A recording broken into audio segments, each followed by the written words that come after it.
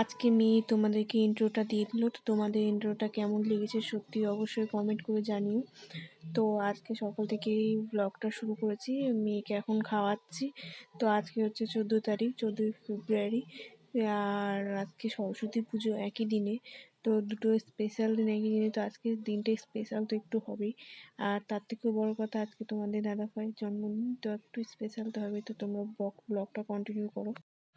আর special দিনে special রান্না হবে না তা কখন হতে পারে? তো চলো আজকে কী রান্না করছি তোমরা একটু গেস করে অবশ্যই কমেন্ট করো।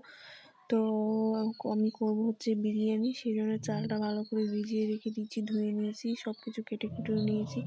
পাশে এই যে দেখতেই পাচ্ছ আলুটা ভেজে নিচ্ছি, চালটাও বসিয়ে দিয়েছিলাম। তো চালটাও মোটামুটি সিদ্ধ হয়ে গেছে, সবগুলো আলুটা ভেজে নিয়েছি, বেরেস্তাটা ভেজে নিয়েছি, মশলাগুলো করে নিয়েছি। তো মাংসটা ম্যারিনেট করে রেখে দিয়েছিলাম। তো এই যে ময়দাটা মেখে নিয়েছি দেখতেই পাচ্ছ। তো মাংসটা উনুনে কষিয়ে নেবো, এটা মাটন বিরিয়ানি করবো। তো মাটনটাকে ভালো করে উনুনে দিয়ে কষিয়ে নিচ্ছি, দেখতেই পাচ্ছ কালারটা কি সুন্দর এসেছে।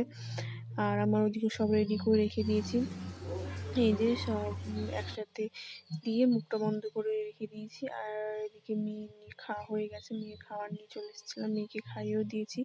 এই যে ওটা আমি তোমাদেরকে পরে দেখাচ্ছি।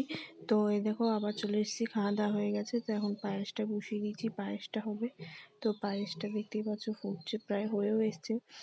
তো আজকে হচ্ছে ওর জন্মদিন, তো ওকে যেহেতু দেখানোর মতো হচ্ছে গিফট, তোমাদের ওর ভিতরে কী আছে সেটা আমি তোমাদেরকে পরে দেখাচ্ছি, এটা আগে করে নিই। তো চলো, ব্লগটা ভালো লাগলে অবশ্যই লাইক শেয়ার কমেন্ট তোমরা করো। আর দেখতেই পাচ্ছ ভ্যালেন্টাইন্স ডে উপলক্ষে এটাও আমাকে দিয়েছে। তো এটা কি তোমরা দেখতেই পেলে অবশ্যই জানি এটা খেতে কেমন। আর এই যে এটা আমি, আর এই দেখো মেয়ে চকলেটটা খাচ্ছে। আর সকালে মা এসেছিলো কলাই সেদ্ধ পিঠে নিয়ে, কারণ আর যার যার কলাই সেদ্ধ পিঠে আছে বাড়িতে তোমরা অবশ্যই আমাকে কমেন্টে জানাবো। আর আমাদের এই বাড়িতে হয় না, শ্বশুর বাড়িতে কলাই সেদ্ধ পিঠে, তো সেই জন্য মা নিয়ে এসেছিলো।